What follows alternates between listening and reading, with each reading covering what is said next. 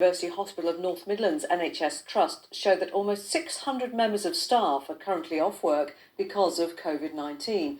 That's out of a workforce of around 11,500 people. Those affected are either ill, caring for family who are ill, or are self-isolating.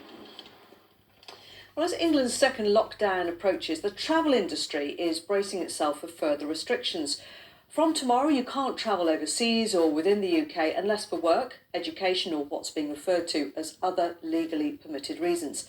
But there was no last-minute getaway. In fact, Birmingham Airport was almost deserted this morning. Louisa Curry reports. Flights were limited at Birmingham Airport this morning. Departures sat empty for hours with just a handful of people coming and going. We're going to Sweden for a week holiday. We're supposed to fly on Friday, but because of lockdown we sort of moved the flights forward. We just didn't want to lose the opportunity to take some days off, and that's why we just pulled the flight forward to today. So I'm just immigrating to the UK today. To be honest, I knew I was going to socially isolate for 2 weeks anyways, so it is kind of just extending that by a further 2 weeks. We will go to Portugal, to Porto, because the situation here in Portugal is not so good. So yeah, we prefer stay at home with our families.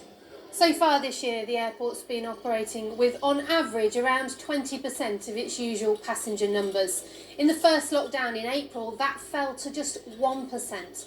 However, going forward this time round, there are a few more flights continuing, meaning that the predicted passenger numbers for November are around 10%.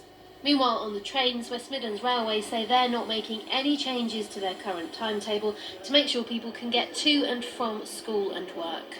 Our train services will operate on our advertised timetable. We don't envisage any changes at the moment. However, our staff aren't immune to COVID-19, so we do advise customers to check before they travel just in case. National Express say they've seen a surge in people travelling this week. From tomorrow, their local bus services will operate as normal, but only around 10% of their intercity coach timetable will keep running. Birmingham is one of our key hubs. You'll still be able to get to London 2 or 3 times every day. I would urge people to check nationalexpress.com before they travel, because frequencies will be much, much less than they might be used to. And also, we still have social distancing on board our coaches, meaning there are fewer seats available. And all that's unlikely to change until lockdown ends in December. Louisa Curry, BBC Midlands Today. On to the day's other news, and a triple murder suspect has appeared before a Crown Court judge via a prison video link. 38-year-old Anthony Russell was told his case was being transferred from Birmingham to Warwick Crown Court for a new hearing. He's accused of murdering Julie Williams and her son David in Coventry last month. He's also accused of murdering Nicole McGregor, whose body was found in Woodland near Leamington Spa a few days later.